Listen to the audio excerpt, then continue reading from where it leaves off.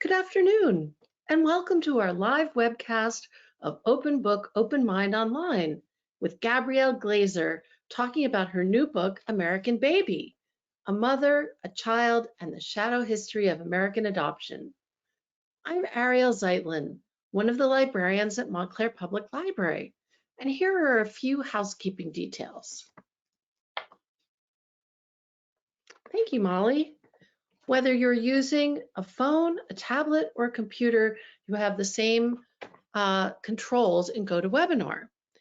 Here's the question mark or the chat box, which is your link to me and to my librarian co-host, Molly Hone, during the webcast.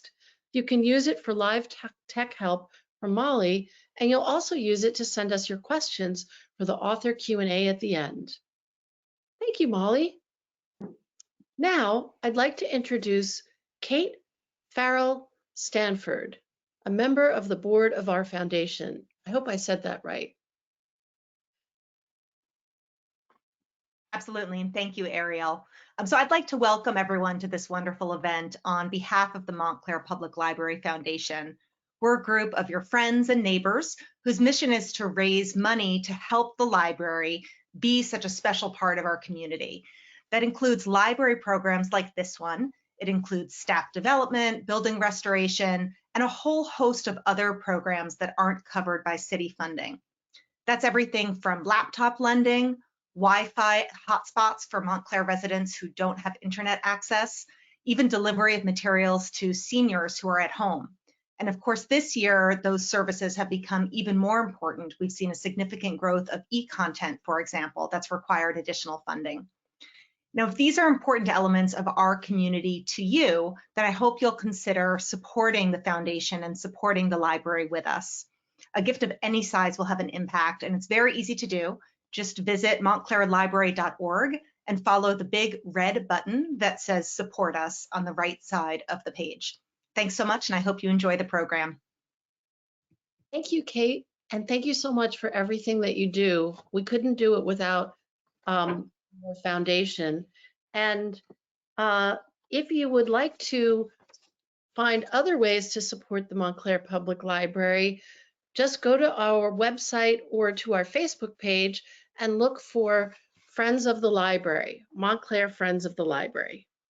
Now, it's my very great pleasure to introduce Gabrielle Glaser.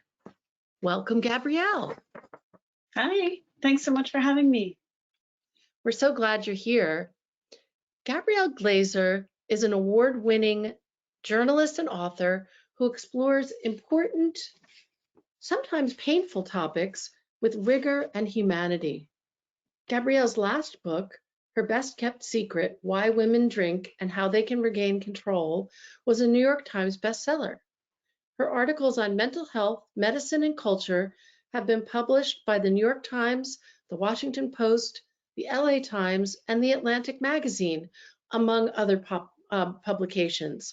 Her list of radio appearances reads like a roll call of top programs: NPR's Fresh Air, All Things Considered, WNYC's On the Media, The Brian Lehrer Show, NBC's Nightly News, ABC's World News Tonight, and MSNBC's All In with Chris Hayes.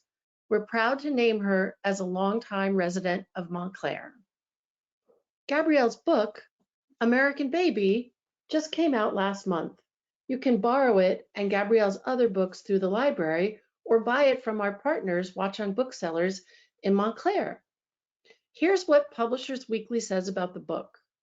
Glaser delivers more than just the story of a lifelong separation and a bittersweet union, and the well-paced narrative is made stronger by Glaser's ability to write with intensity about a harsh reality. This is a page-turning, illuminating work. Now, I'm happy to introduce Gabrielle's conversation partner, Benilde Little. Welcome, Benilde. Hi, thank you. Thanks for coming on the webcast. Thanks for having me. Hey, Gabrielle. Hello. Benilde Little is the best-selling author of the novels Good Hair, selected as one of the 10 best books of 1996 by the LA Times, The Itch, Acting Out, and Who Does She Think She Is? A former reporter for People and senior editor at Essence, Benilde is another one of the wonderful writers who calls Montclair home. Okay, so this is the moment we've all been waiting for. I'll be back to read the questions for our audience Q&A. And for all of you at home, please remember that you can start submitting your questions now while the conversation is going on. Thank you. So it's great to see you. It's good to see you. So, gosh, this book is so beautiful, and I had the pleasure of reading it a while ago in galley form, right? And I think I said to you something that we'll talk about a little bit, which is this is a love story. At least that's the way it hit me. And you did such a beautiful job. It reads like a novel, a really fine novel.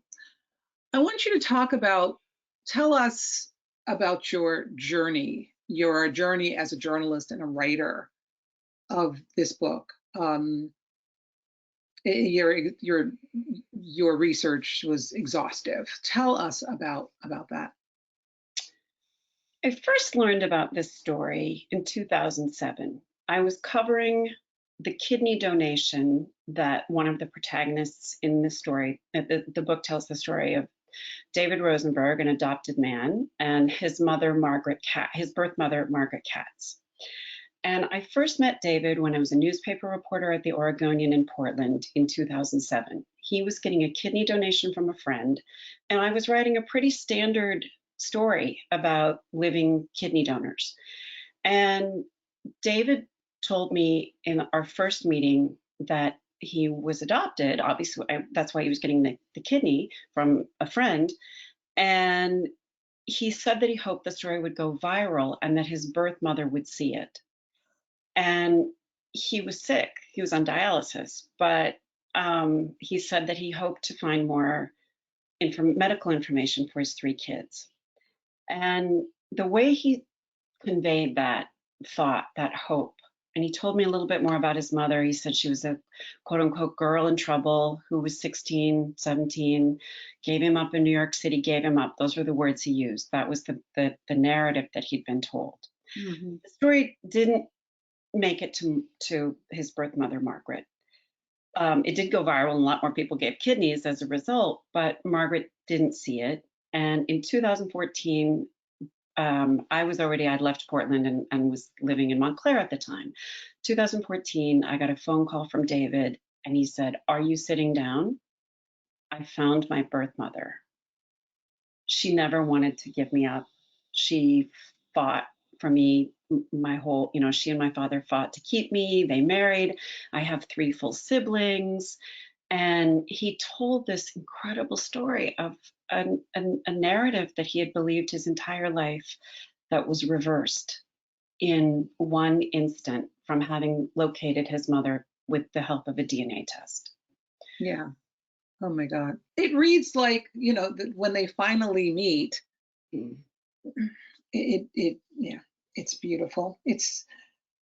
I want you to talk about, we were talking about this a little bit, right, off camera, the adoption, you coined it and I've totally taken it, the industrial complex that was adoption. I mean, some of these tales are truly like out of a bad 50s horror movie, but this stuff was really happening. Can you talk about Margaret's experience? Yes. So I had this great narrative, obviously, of this mother and son who had been separated. But when I looked into the forces that had separated them, that's when I really knew, wow, it's not just a story about Margaret and David. It's a story about millions of other women who got pregnant in the years after World War II, when there was no birth control, sometimes even for married people. There was no sex education. Abortion was illegal, and the sexual revolution was really simmering. And millions of young women got pregnant, quote unquote, out of wedlock.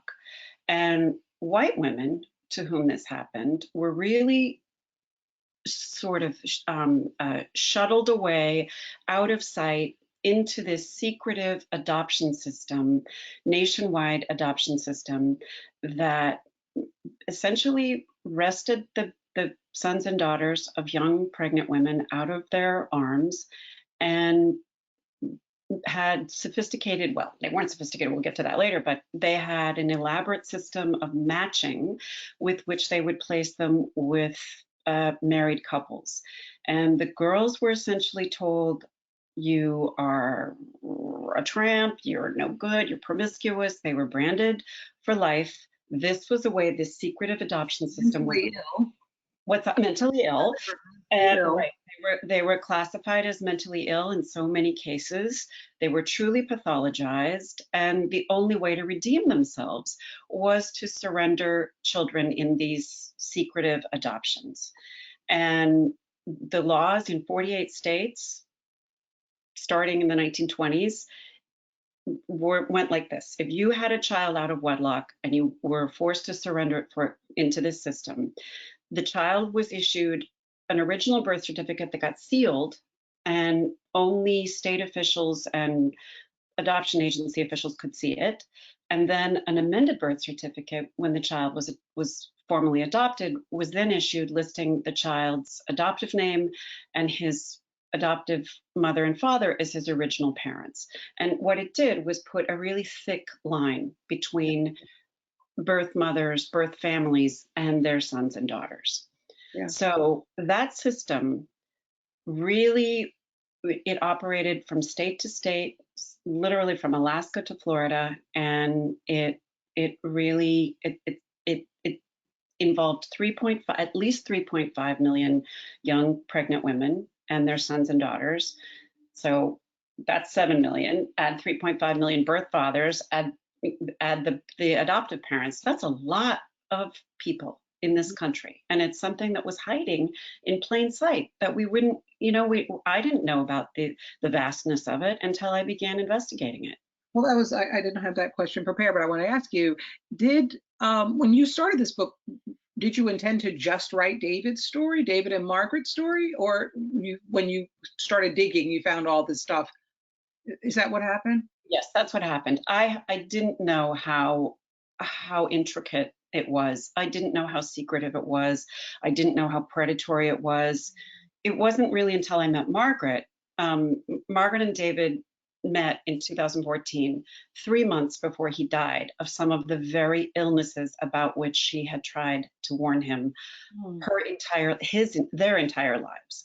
And the adoption agency that handled David's adoption in New York City, Louise Wise Services, had never passed on those messages. And that was one of the first things that David told me when in that first phone call.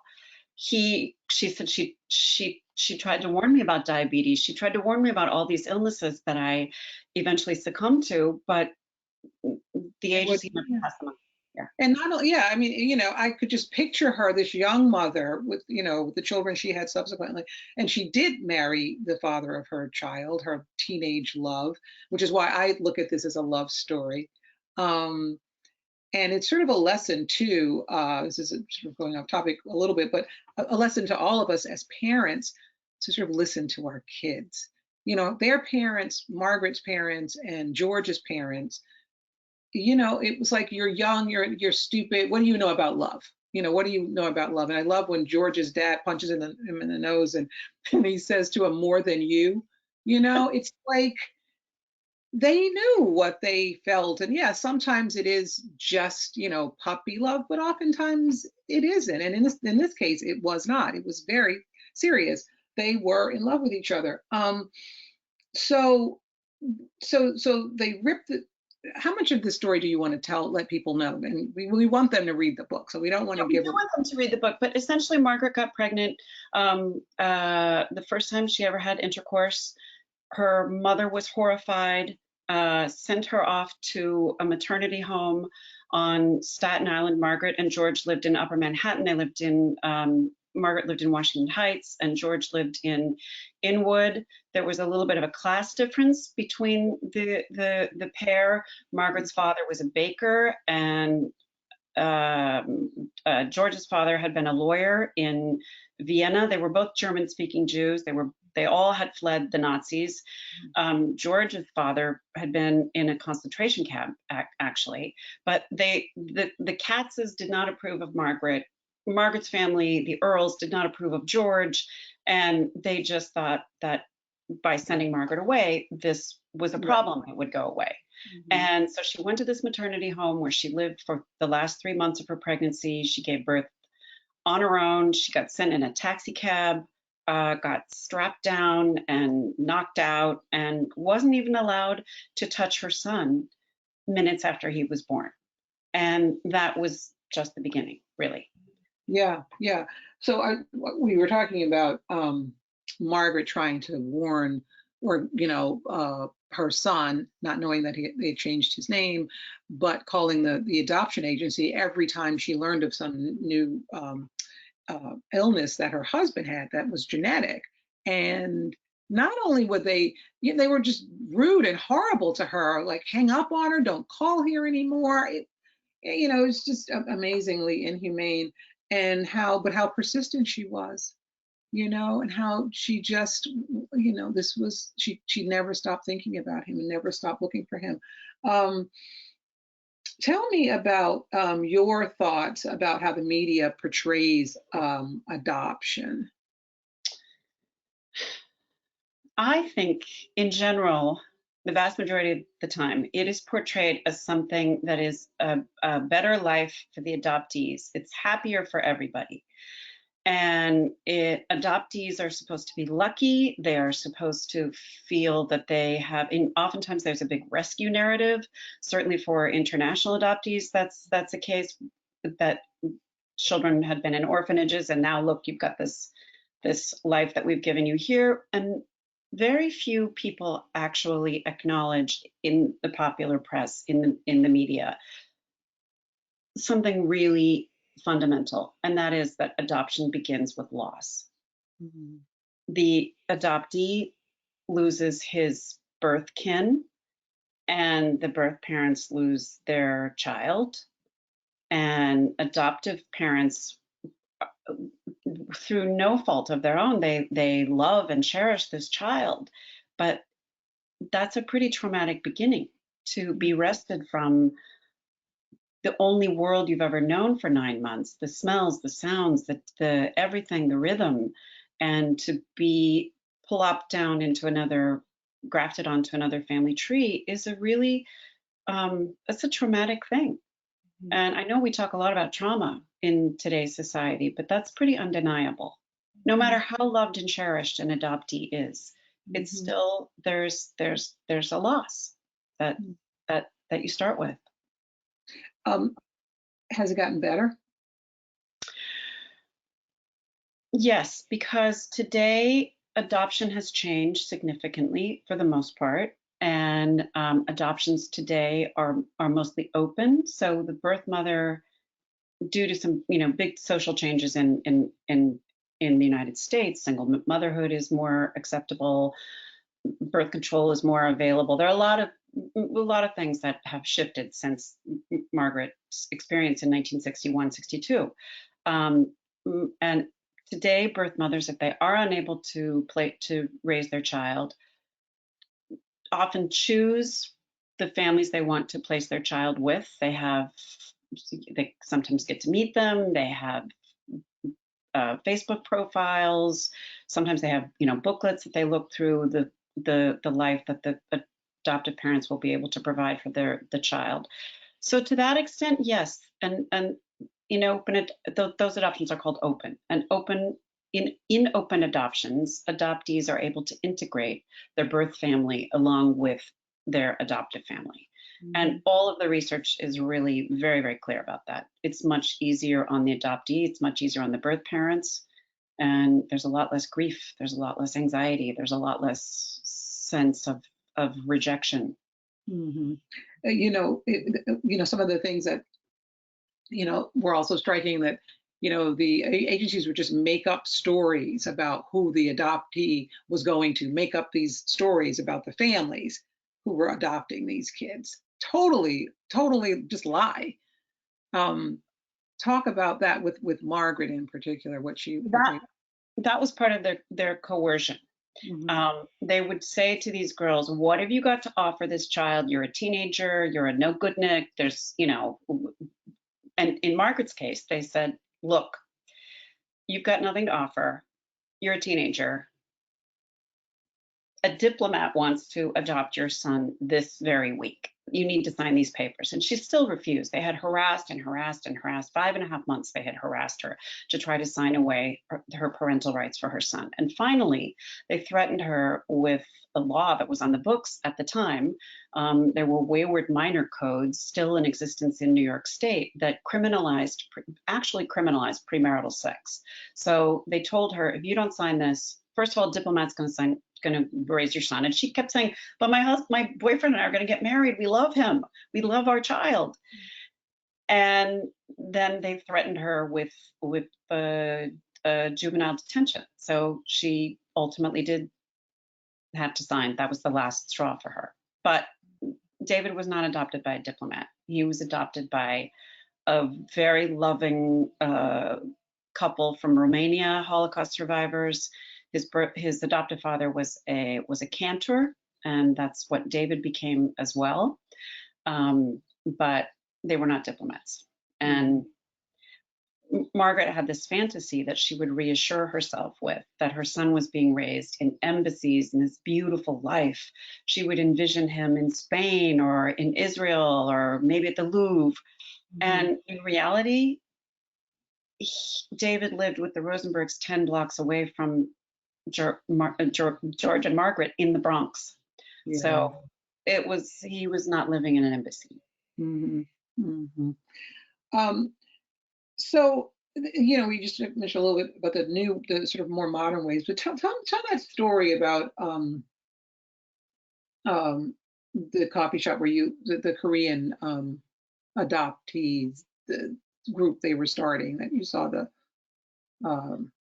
pamphlet for the announcement in a coffee shop. So, yeah, remember when before social media in the early 2000s, long before, so it wasn't just the early 2000s, but you would go to a coffee shop and you'd see some, notice for something. And it was about eye level. I was in Portland at the time, and I saw these stick figures that were drawn on a piece of white paper, and they were filled in with yellow highlight, like highlighter yellow, bright neon yellow, and they had jet black hair and eyes that were slanted. And I thought, oh, that's so racist. How could that?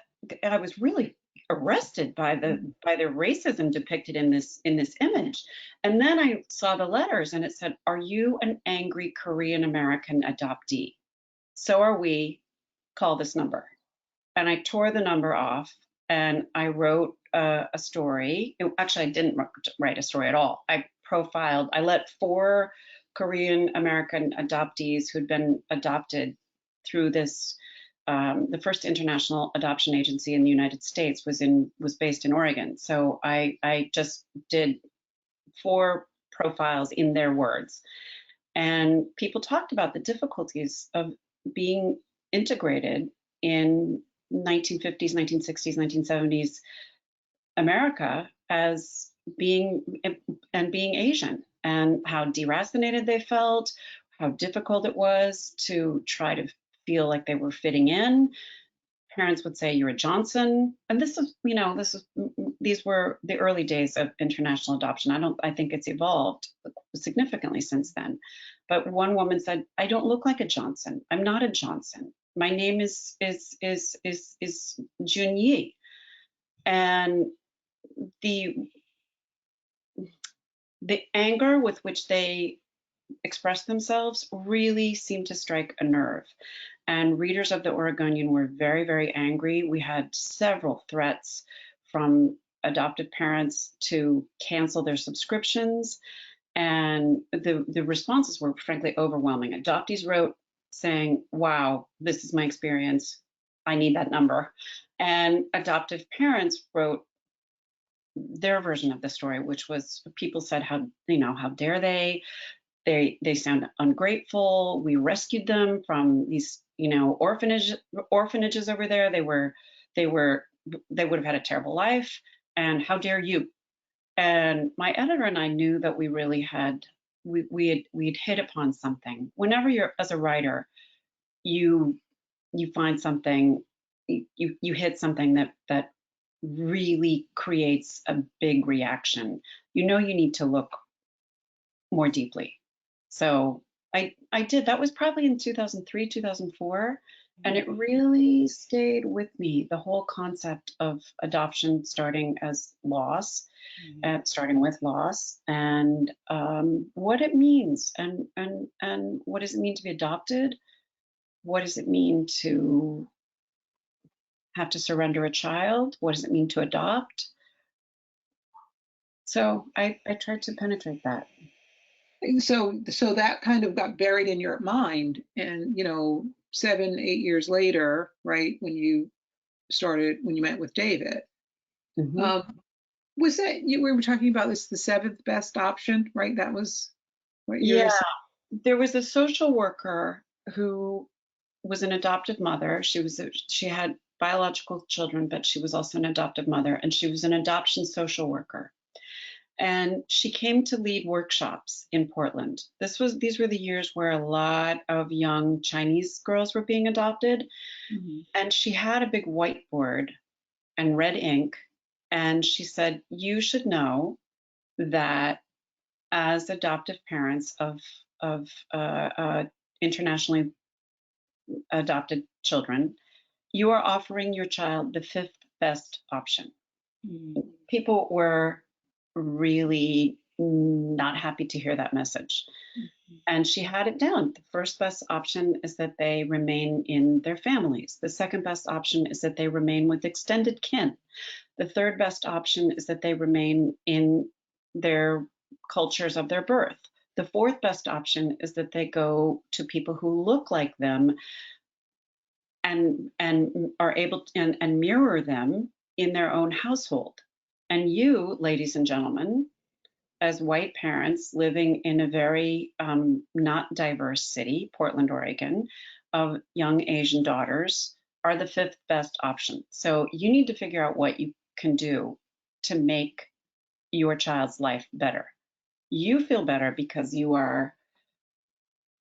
have this gorgeous child, but you need to understand and try to bridge all of the gaps of your child's experience. So you need to move to a more diverse neighborhood. You need to surround yourself with people who look like your child. And that was another thing I really that was another thing that I got a lot of reader pushback from. People were not happy with that. Yeah. So you talked about how you would drive home from South Jersey after having interviewed Margaret, and you would just talk about that, how you would feel after spending time with her and working on this book. So Margaret had 52 years of a secret person, her son. Her husband had died very young. He died in February of, I think, 2000. He was only 56. He died waiting for a kidney. And after he died, she didn't have anybody with whom to share her, the existence of this human being with. And George and Margaret didn't talk about David either, because George had this idea that, well, what's done is done. We can't fix it. We have these 3 other beautiful children, and let's just go on. And so when Margaret and David reunited 3 months before he died, she, just unlocked this whole experience that she had submerged, hadn't been able to discuss it with anyone. And she is so tough. She's so tenacious. She is so courageous. She's such a straight shooter. And she's not bitter. She's not angry. The one thing she was bitter about was they're not passing on the messages about his health. But I would get in the car. She lives 45 minutes from me. She lives in South Jersey with no traffic. And invariably, I would say, I have to leave by 3 or I'm gonna get caught in traffic. I would never leave by 3, and I always got caught in traffic. And actually, it was really time for myself and time to try to process what it is she had told me. And it was really, no sooner had I gotten merged onto the turnpike, and it would just, like clockwork, I would just start crying. How did you defer that kind of love for 52 years? Yeah, what is that phrase you use? You say disenfranchised grief. Yeah. These women, these 3.5 million women who were forced to surrender their sons and daughters, didn't have a ritual for losing that child. They were not allowed to discuss it. They were not allowed to mourn it. And it became a very, very private sadness. And they were literally disenfranchised from their own grief. And they were told, you're going to forget it. You're going to go on and have children of your own one day. You will, this is all for the better, and just make like it never happened. But how can you make like a human being never happened? And then, she went on and had other children, but every time, every pregnancy, right? She's thinking about, David and remembering, and every birthday, every, December 17th. I'm not going to ever forget that, that day, and then you and I are both moms, and you just, you can't imagine. And those women, all of those women, and the horrible, the way all these other people, these agencies made money. That woman in Memphis, you want to talk about her a little bit? That's how the secrecy, a lot of people trace the secrecy to her. It was starting to bubble up. These dual systems of the dual birth certificates was starting. That's complicated. But there was a woman in Memphis named Georgia Tan who became the adoption social worker to the stars. And she worked throughout the South. She started in 1924 and all the way up to her death in 1950. She had a system where she would snatch children from poor women, and she then took them to her agency in Memphis. She mostly went to throughout the rural South to get these children, and they were mostly blonde and blue-eyed. And she would literally advertise them in her catalog. She was very well known. I don't think I said her name. Georgia Tan was her name. Mm-hmm. She had a catalog that she would advertise babies and toddlers in, like you would advertise a brand new puppy. Mm-hmm. And she would say, she literally had a Christmas catalog. Mm-hmm. And she would have captions saying, this little one wants to be your Christmas present, or all ready for Christmas. And she was patronized by Joan Crawford. There's some evidence that she may have provided at least one of Governor Herbert Lehman's 3 adopted children to him in the 1930s. She provided a baby to the sister of a Supreme Court judge. And she was really, and it was through her that this secrecy develops. So she would steal these babies and then sell them for an astronomical fee to superstars.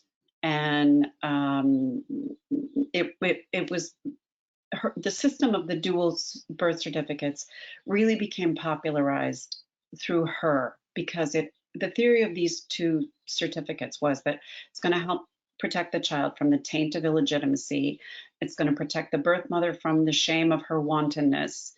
But most importantly, it reassures adoptive parents that nobody is ever going to come interfere with their newly created family. So for her, it really helped her business model. And she stole, there's ample evidence that she trafficked at least 5,000 young children in the 26 years she was operating. And then I think, yeah, this was in the book where she got bold and she was even going to nursery schools and taking them. Was that her? Oh, Or somebody else? yeah, That was her. Yeah. yeah. She would snatch them off the off street corners. She would go to parks. She would, and in those days, especially, it was the rural South, right? So it wasn't the sort of helicopter parenting that we have now. There were lots of children. It was the Depression. Things were, rough. And she would also visit mothers knowing that they had a lot of children and were poor in the wintertime. And she knew that maybe there'd be rumors that the whole household was sick, or maybe everybody had the chicken pox. She would come say, I'm going to take your child to the doctor, and then issue some sort of statement that said, oh, I'm sorry, your baby died, when by that time the baby was already in California. Has there been a lot written about her? I mean, did you have a hard time finding her? No, I didn't. Somebody wrote a terrific book called The Baby Thief, which I relied on a lot. And the author of that book was incredibly generous to me. And she led me to some archives in Memphis, their private archives of Georgia Tann's lawyer, that are just sitting in a gentleman's basement. He is a Southern collector of all sorts of things. And he rescued his name was Abe Waldauer. He rescued his archives from underneath the crawl space of his house after he died. I don't know I don't remember exactly the full story, but. Well, I can't understand my handwriting here. Oh boy. Anything else you want to tell us that I didn't ask you? I think it's about time to open it up for questions, but we can keep talking until they make us. No, I think the thing that what I'm really hoping that this book will get across is that this is something that happened to millions of Americans in our lifetime. And in only 9 states, adult men and women who happen to have been adopted have the right by law to go into the county courthouse or the Office of Vital Statistics, whoever happens to be, in charge of these records. In only 9 states can adult men and women, adult adoptees obtain their original birth certificates. The key that tells them who they are, who they were born. I didn't know that. 9? It's crazy. 9. New Jersey has what they call partial access. It allows birth mothers to redact their names from the original birth certificate, which in effect then redacts, in some cases, the child's name too. So it's adoptee rights activists often say, well, it's not quite fair if somebody gets the opportunity to redact their name from the birth certificate.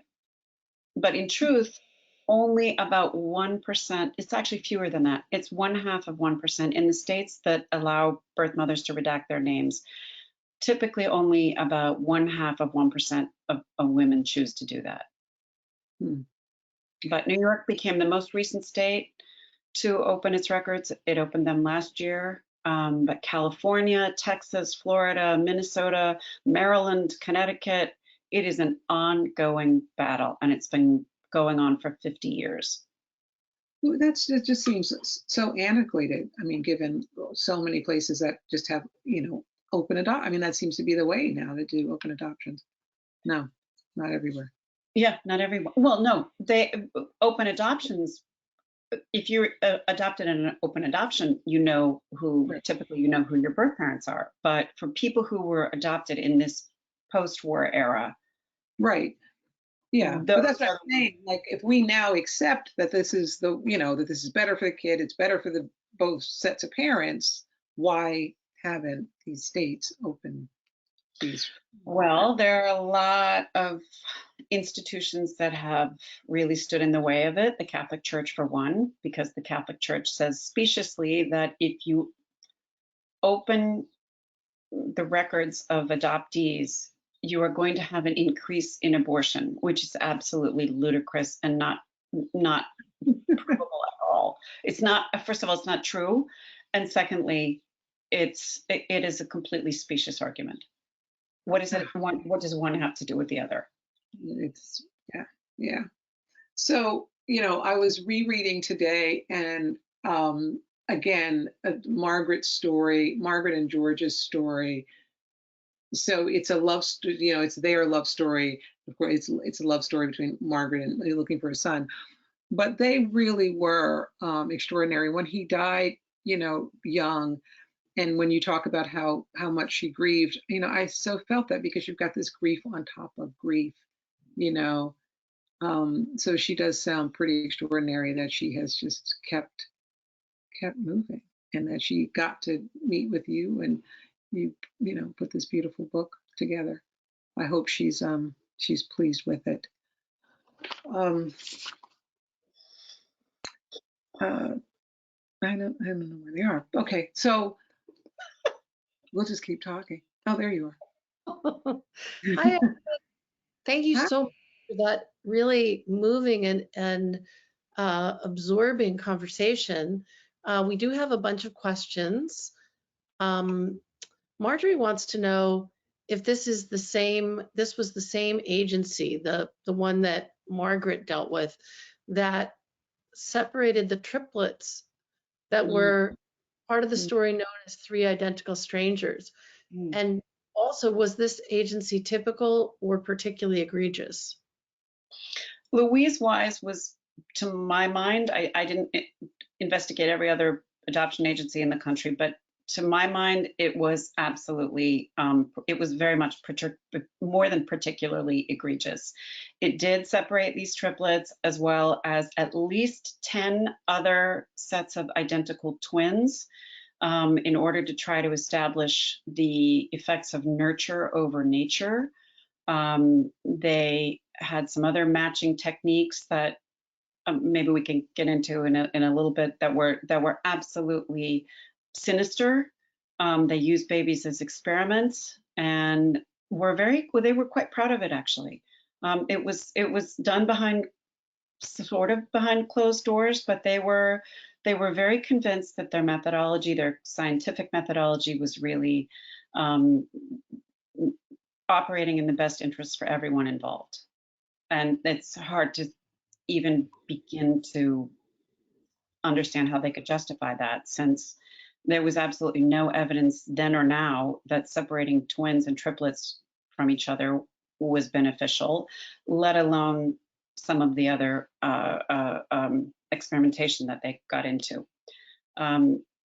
They had a theory that the babies who cried the most were the most intelligent, and pediatricians on the board of Louise Wise developed a horrific experiment that used a rubber band gun to shoot at the bottom of a 10-minute-old baby's foot in order to measure his cries.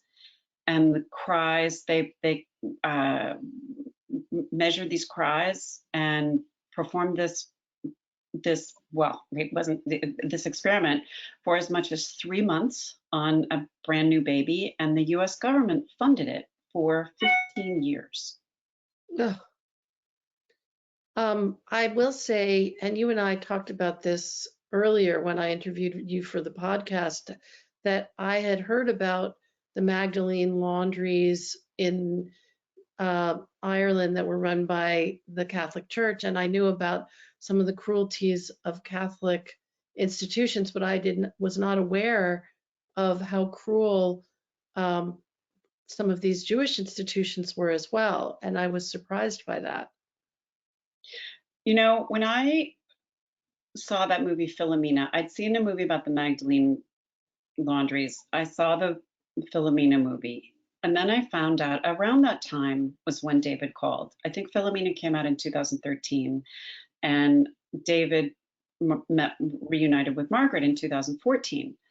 And when he told me that she'd been sent away to a maternity home, and he said, but it wasn't as bad as Philomena.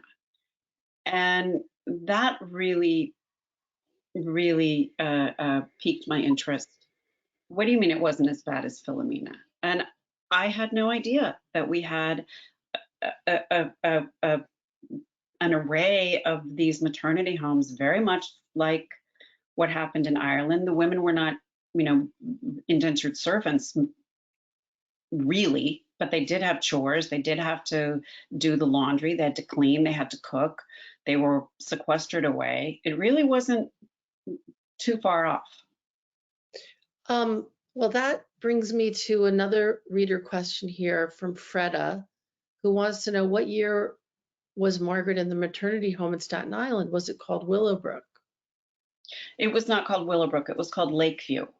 She was there in 1961. Willowbrook was a home for I think they called it feeble-minded at the time. It was a home for mentally ill children and adults. Geraldo Rivera did that big investigation of it, I think in the 80s. Yeah, but no, the maternity home was not Willowbrook. Okay. Here's one from Mary who says, I am not convinced open adoption is better than closed. I gave up my daughter through a partially open adoption in 1983. The parents had committed to sending me a letter once a year, but once they decided to stop, I was expected to accept it. Now I feel that a birth mother can't give up her child knowing she may never see him or her again, then find another way. I don't have a question, but I'm curious about the details of your research on open adoption. Can't wait to read your book. I didn't actually do a lot of research on open adoption. I just simply noted that at the end, it has at the end of the book that it has the institution of adoption has shifted towards openness. But Mary is exactly right. These arrangements are not always legally enforceable. In fact, they're rarely legally enforceable. I know the story of one young woman who was promised, she lived in Alaska, she was promised that she would be able to see her son yearly, quick trip away to Seattle, and within 6 or 7 months, the family moved from Seattle to London. And so she has only been able to see her son. He's probably 6 or 7 now, and she doesn't have the money to be able to go there. And it's been quite a devastating journey for her. So I really did focus on what we call the baby scoop era, the years between 1946 and 1972, when these closed adoptions were really the only way to arrange an adoption at that time. Well, actually, one person, Tina, wants to know, did you discover anything about hidden illegal adoptions during the period during and after World War II? Which, I mean, it sounds like 1946 is pretty close to World War II, post-war period. There were a lot of what they call gray and black market adoptions, in which doctors and lawyers would arrange private adoptions with women who were pregnant, and money was exchanged, and then the children of those women would be placed with the people who had the means to pay those doctors and lawyers. But no, I didn't. I focused mostly on Louise Wise Services, which was at the center of David and Margaret's story. So thank you for that. So Stephanie says, I may have missed this, but how does the issue of open-closed adoptions impact same-sex couples who may be at risk of losing their child, if the birth parents don't approve of same-sex relationships? Well, in open adoptions, the birth parent typically chooses the couple with whom they're going to place the child. So it's pretty transparent. Yeah, it's pretty transparent. I would say the likelihood of that is slim. Mm-hmm. So Here's another set of questions. How does race influence this story? I noticed that you mentioned what happens to white women. Thank you for your response. And What? you've talked a little bit about Asian adoption, but I wanted to open it up a little bit to other races as well, if we could. Oh, absolutely. Young Black women in the years after the war were also getting pregnant without being married, but the adoption agencies themselves really were incredibly racist. They had income thresholds for Black couples who wanted to become parents.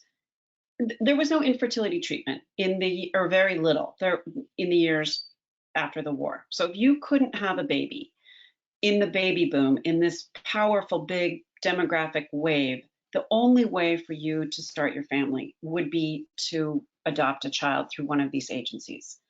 And Black families were typically turned away, even though many Black young girls were getting pregnant as well. But Black families also had a very, very different attitude toward their daughters. The glittering middle class promise of post-war America was really something that was very available to white people. White men, white veterans got to go to college on the GI Bill, whereas Black men would be sent to vocational school. White couples got federally funded, got federal loans for new houses in the suburbs. So this whole new image of the American dream was really something that was available to white people, especially available to white people. And number one, and the agencies were trafficking only, I don't want to say the word trafficking, but they were really only catering to white families. Black families also had a very different response when their daughters got pregnant. They typically said, all right, nothing is going to separate us from our family. We have lived through slavery. We've survived so much. We are going to help you raise this child. And white families who wanted their daughters to acquire this new middle class lifestyle had a very different response. I hope that answers one of the questions. I could go on about the race issues that Louise Wise was involved with, but we'll come back to that. Yeah, I just wanted to say, I thought you did a really good job. First of all, because if you had started talking about that, that's a whole other book, and you do acknowledge that in your book.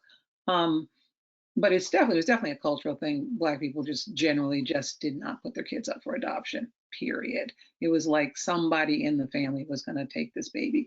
But I loved how you dealt with the whole post-war boom. You know, you really broke it down, because you talked about we weren't talking about white Anglo-Saxon Protestants. That was over here. That was, you were talking about white immigrants, and and that aspirational class. And Right. that really set up beautifully Margaret and George's story and millions of others. So I thought that was really great. I just wanted to say that was a great part about your book. Agreed. So Barbara says, I have 2 adult adopted children aged 45 and 47. Neither of them have any interest in finding their birth parents. They were adopted from Texas and are Mexican American. Our son didn't see anyone who looked like him till we went to a museum in Arizona and saw native tribes. He called me over to look and said, "Look, Mom, I look like this man." Wow. I'm curious about that. Yeah.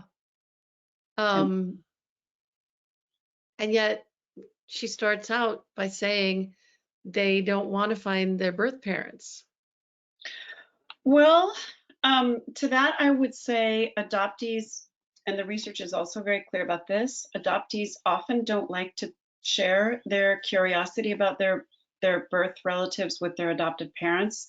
They feel very loyal to them. They are afraid of hurting them. They don't want to do anything to suggest that they didn't have anything other than a happy life with their adoptive parents. But privately, they do very often, I mean, again, this is what the research shows. They always wonder, who do I come from, and what are the circumstances of what is my origin story? How did I get to be here? And following up on that, Stephanie wants to ask about Margaret's family and their response to finding out about David. She says, having recently found out about a half sibling through a DNA test that matched her to my cousin, I have a lot of feelings about my parent not being honest with me about this possibility. I may be projecting, but I could not help but wonder how they took it. Well, it's been a very interesting journey. David's youngest sister, he called her his baby sister. David had a vocal career as a cantor in a synagogue in Portland, and was absolutely astonished to learn that his baby sister was an opera singer in Berlin, and the two of them developed a very, very close relationship as long as David was living. And for Sherry, the sister, it really was a human puzzle piece that had sort of hovered over her life unknowingly. It's not that she knew about it, but because she didn't, but it was sort of an unspoken. There was something that was always there, and David was able to connect with his other sister and brother, his second sister and brother. They communicated quite frequently. And I mean, it is a big deal to find out that you have a sibling that you never knew about. That's a lot to integrate. Yes, definitely. Donna says, in your research, did you find any instances where Louise Wise dealt with a baby who was half Jewish? How did they present the baby to adopters? And then she writes, I am a BSE adoptee, and I'm not sure what BSE is, but I have a feeling you do. I do. No. Baby scoop era. Louise Wise was that, and that's what many adoptees call this era, and birth mothers, scooping babies up. Louise Wise, most typically, first of all, they lied to adoptive parents too. They said that the children of, in one case, they told parents that the birth mother was a gifted college pianist who was supporting her widowed mother.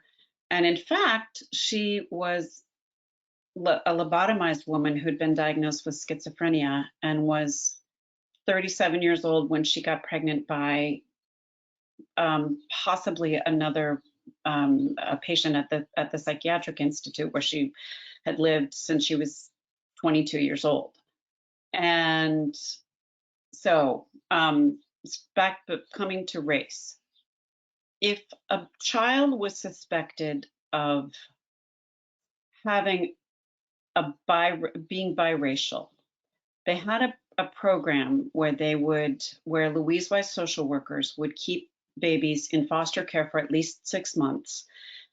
And if a child was anything other than lily white at birth, they were trotted down to a forensic anthropologist at the American Museum of Natural History, who used the 19th century techniques of phrenology and physiognomy, using trying to determine from a skull what race a child might be, and he would issue prognostications about the future skin tone of a child. He would examine their nail beds, their hair follicles, and to see if they had any birthmarks called Mongolian spots, which typically appear on babies of color. And if they could pass as white and Jewish at Louise Wise, that's what they made up a story.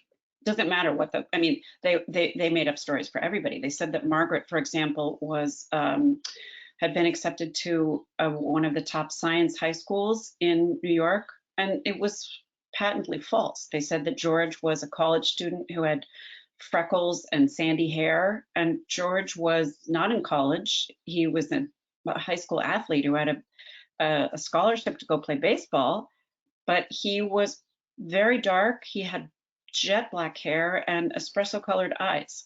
So I hope that answered the question. Joan asks, are the Spence and Chapin adoption services you reference the same as the independent schools, you know, Chapin and Spence in New York City, the private schools? They were founded by the Spence Chapin. There used to be two different adoption agencies. One was the Spence agency and one was the Chapin agency, and they were founded by Alice Chapin and Clara Spence. So yes, one and the same people. Okay, that's good to know. So we have quite a lot of questions about the baby thief. People are very fascinated by her. Because she's such a character, and she's so evil. So is the woman who stole her, this is one here, is the woman who stole children and gave them up for adoption the same who was written about in the novel Before We Were Yours? Yes, that's the same. That's the one and only Georgia Tann. Yes. Yeah. Okay. And then Amy says, was there a high point for you in researching the book? The high point was being with other people. I am an extrovert with an introvert's job, and the high point was and we all have introverts' lives now, but the high point was getting to know Margaret, getting to place her in a time and an era, getting to know through her eyes what the 1960s were like, what the expectations of her were like. We went to the maternity home together. We did a lot of traveling together, and also in putting together David's life, I was able to go to Israel twice and meet his adoptive family there and get to know his college friends. So yeah, I had a ball when I was researching the personal aspects of the story. But the sinister aspects of the story were really wrenching. That was hard. I actually cried when I was reading the book at one point. But I'm not going to say when, because that would ruin the story. So Lisa comments, everything in adoption should be about the child, not about the adoptive parents. And she goes on to say that children often wait for their adoptive parents to die before they search. Yes, Lisa's 100% right. It feels very it feels like a betrayal oftentimes, and I get so many notes from people I've gotten so many notes from people in the last month.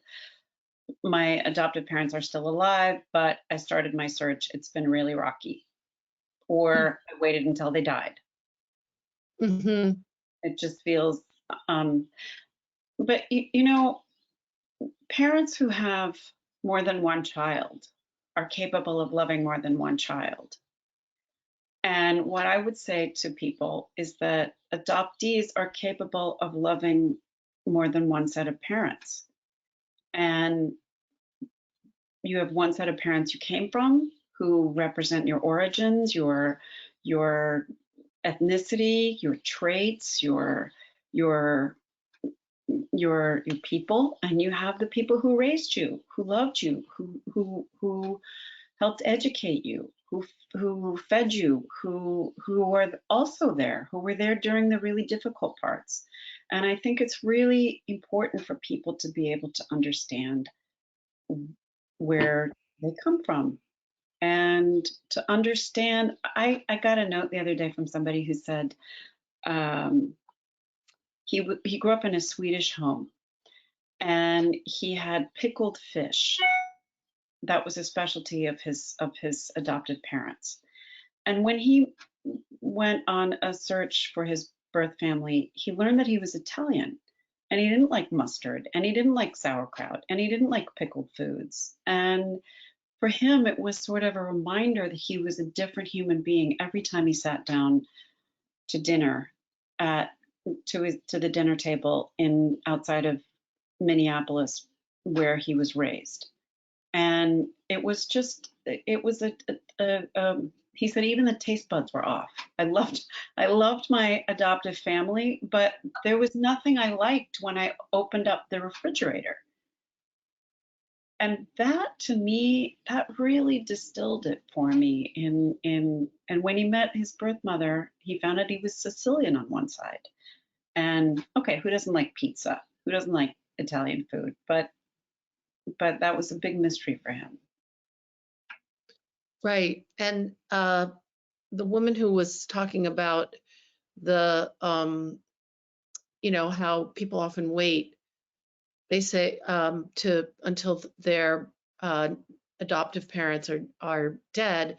She says, agree, there are never too many people to love, which I really like. Yeah.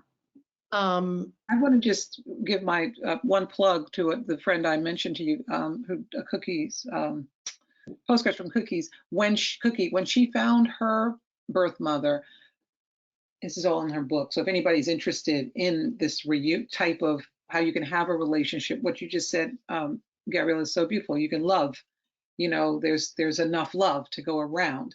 But she got her birth parent, her birth mother, with her adoptive parents, who she was really close to and loved her and all of that, and put them together. And yeah, it wasn't like lovey initially, but they managed to get there. And I do think it's so, it's so important. I mean, I understand, what you just said, and I know a few people who are adopted who have that feeling of, oh, you don't want to disappoint, you don't want to hurt your adopted parents, but yeah, I mean, I'm not adopted, but I would think I am a mother, and that is just, you want what's best for your child in the end, whether your child is, 2 months, 2 years old, or 40. Right. Exactly. So Laura says, have there been studies regarding the health and welfare of birth parents over time? I'm adopted, and like David, my parents got together and married soon after my birth and had 3 more children. Both died unusually young. I wonder if trauma plays a part in the health and welfare of birth parents. That's a really great question, and she's absolutely right. There have been longitudinal studies done, especially in England. There was a man who studied post-war adoption, the effects of post-war adoption on both adoptees and birth parents. And what he found was that, well, a couple of things. Anxiety, depression are very, very common among both adoptees and their birth parents. And sadly, suicide and substance use disorders are also much higher among adoptees, and substance use disorders are much higher among birth mothers. That's really bulletproof. There's just a lot of data on that. So yeah, that sadness is it takes a toll, takes a psychosomatic toll. So Patty says some birth parents reject the child they gave up for adoption. How does that affect the child seeking a connection? I think it's devastating. It's devastating, but it's what I've been told, and what the same researcher determined in England, is that it's always better to know than to not know. Even if you are rejected by your birth parent, it's better at least to have a name. It's better to have some sort of notion of what your origin story is. And while it is uncommon for birth parents to reject their children, their adult children, it does unfortunately still happen. And sometimes the secret that you've managed to keep tamped down for half a century is just, the thought of opening it is just too it's too much work. It's too overwhelming. Who are you? And I met a guy the other, I didn't meet him, but some guy wrote to me and said that he has a half brother he would very, very much love to meet, but his birth mother, he said she's cordial and she would text me back right now if I texted her and said, hey, how are you doing? But she does not want she does not want to tell her other son about the son she surrendered to Louise. He was also Louise Wise adoptee. And so he said, it's like I'm having an affair with my mother. Wow. That sounds really weird. I'm sorry. It's not like that. Not like that. Not like that. Not like that. But he said, it's like I have a secret relationship. I continue to be a secret. And I said, well, your brother's 45 years old. You don't think like you're entitled to reach out to him and meet him? He said, oh, no. I don't want to upset the apple cart. It took a long time to get here. I'll wait until the birth mother is no longer with us. Right. I was just going to say that would probably be another one of those moments where you can only claim your inheritance of some kind or another when, people are no longer with us. Gloria says, I would like to clarify as a social worker in the field of adoption that birth mothers can no longer redact their names on birth certificates in the state of New Jersey. They could only redact their names for a short period of a year before the law became effective in 2017. Yeah, right. So the law passed in 2014 and went into effect in 2017. But yeah, birth mothers today, I didn't mean to suggest that. Birth mothers today do not have that option. But I mean, birth mothers involved in an adoption that's taking place today don't have that option. Is that clear? Gloria, right. They had a year, maybe 18 months to redact their names when the law passed, when the bill passed and before it went into effect. And I know that fewer than 1% of women actually chose to do so. I am so impressed by your command of all these statistics. It's so much data.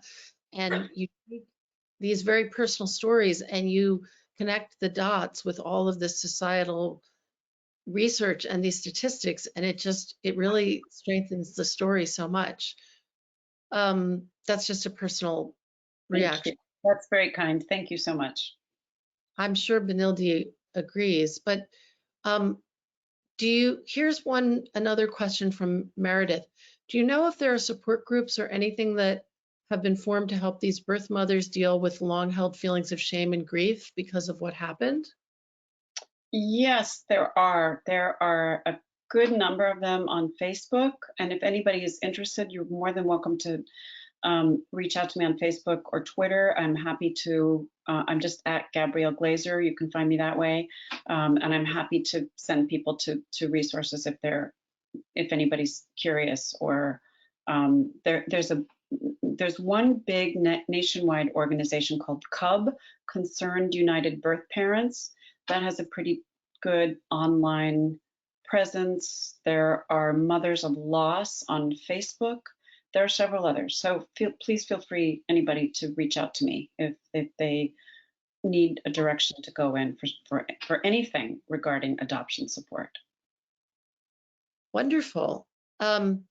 So Bruce says, my brother's 2 daughters are grown with kids of their own. My nieces seem not to want to know of their birth families, parents, sibs. Should I ever discuss it with the nieces? Why not? How close are you? I mean, number one, how close are you? But they might be curious. They might be, internally curious, and not that they need permission, but it would sometimes, to have a supportive question is an opening that they might appreciate, would be an opening they might appreciate. I would imagine, it just occurred to me, I would imagine that some adoptees just might be just angry and pissed off and just assuming, as David did, that's probably most of them, that the mother just gave them away without not wanting to give them away, and without that they looked for them, and I'm talking about during the baby scoop. I mean, do you think that I mean, I'm sure that's a lot of it, wouldn't you say, Gabrielle? Oh, yeah, there's a lot of the sense that the person who was supposed to care for you most didn't choose to do that. There's an adoption narrative that says your mother loved you so much she placed you with other people to raise. And that is a fairly, first of all, I never met a birth mother who placed a child because she, in the baby scoop era, because she loved her child so much that typically, as we've discussed for the last hour or so, they were pressured into doing it. But that can be pretty undermining for an adoptee, and it might feel, I know some of the research shows that there's just this overwhelming sense of rejection. Yes, great, my adoptive parents chose me and I feel special to be in their family, but why didn't my birth mother choose me? Why didn't my birth family choose me? That's a question I hear over and over and over again. And I think it does, I mean, to your point, Benilde, I think it does create anger, understandably, especially in these closed, and when I'm being specific, in these closed, secretive adoptions that took place in the years after the war. Gloria, the social worker, adds, Children's Aid and Family Services in New Jersey also has a free support group for birth mothers, and she gives a phone number. I'm going to say it now, but you can also contact us at the library, and we'll be glad to provide you with it later after the program tomorrow or sometime. Just give us an email or call us. The phone number is 201-740-7135. That's 201-740-7135. And here's another one. This is from Shamira. My mother discovered as an adult after her father passed away that her older sister was actually her birth mother. The birth mother was also adopted. Even now that the adopted grandparents are deceased, we are struggling with getting information about my mother's biological father. I am doing research to find information about my family, but don't know how to start. There are lots of organizations that can help. Number one, Shamira, the first place to start is with DNA tests. There are 3 big ones, 23andMe, Ancestry.com, and Family Tree DNA, I believe the third one is. And there is a huge network of mostly women who, many of whom are either adoptees or birth mothers themselves, who are called search angels. And they have these just amazing skills to put data points together in a way that are just miraculous. So Shamira, please feel free to reach out to me, and I can help lead you to people who might be able to help. Thank you so much for that, Gabrielle. And maybe you could share some of those resources for us at the library, because that's some of the things that we do. We have Ancestry.com. We have, we do often help people with obituary searches and other kinds of reference searches that might be useful. So Shamir says, thanks a lot. Here's someone who is very interested in the idea. This is Eva. She's very interested in the idea of a person to know their medical history and how that might relate to sperm donors. Should we be keeping more records on some of these guys who have biologically fathered dozens or more children. Oh, absolutely. That is the next Pandora's box that's already happening. There are thousands of people who Breast are pendant. right. There are untold thousands of people. It is the most unregulated industry, if you can even call it. I mean, yes, it's a very lucrative industry, but we see these stories of hundreds of children who have been conceived by the same donor. And there was there was a case I mentioned in the book about a donor who claimed that he was in graduate school, that he was a scientist. And it turns out that he actually has quite severe, he's on the spectrum and has quite severe autism and has fathered at least 12 children who likewise are very severely on the spectrum.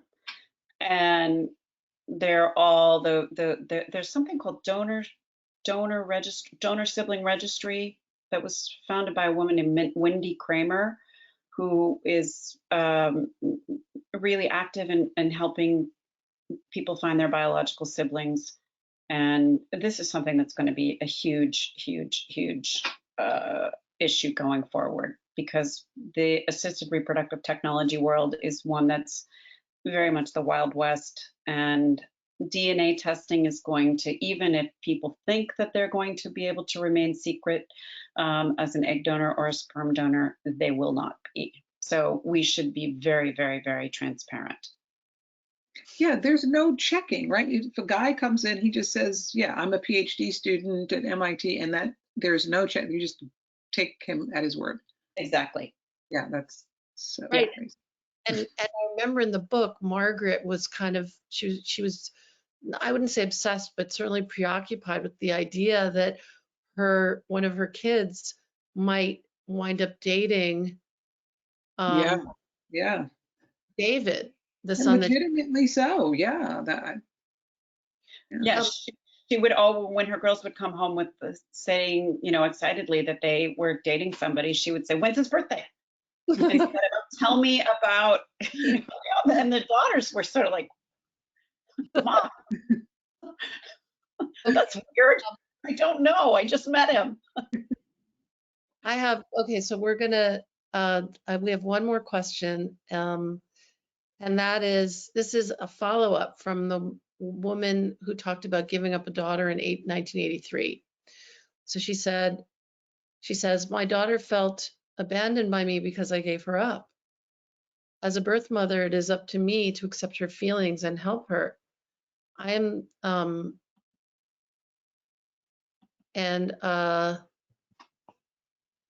that's it. That kind of says it all. Yeah. And I wish her luck. I wish her peace and luck with that.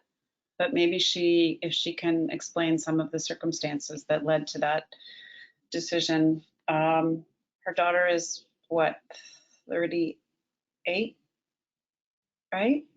I guess that's right. Yeah. 1983.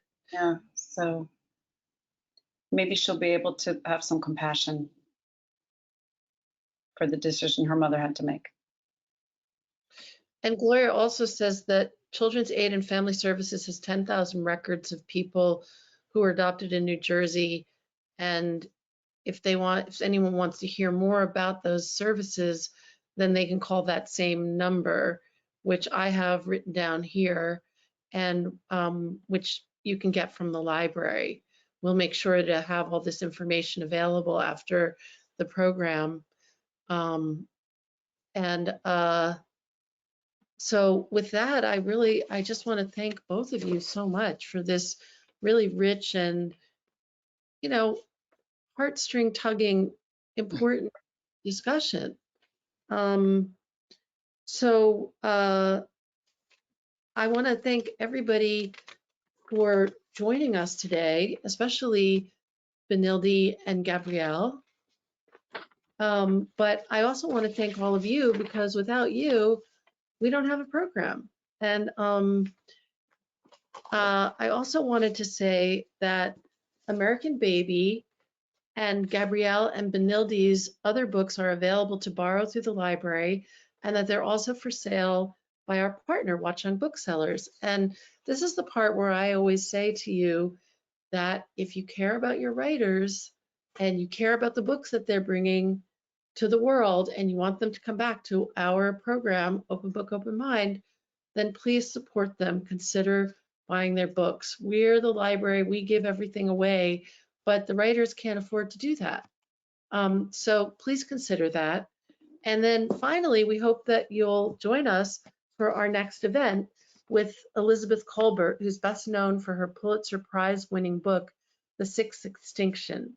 She'll be in conversation about her new book, Under a White Sky, The Nature of the Future, with fellow environmentalist writer Michelle Nijhuis on Sunday, March 21st at 4 p.m.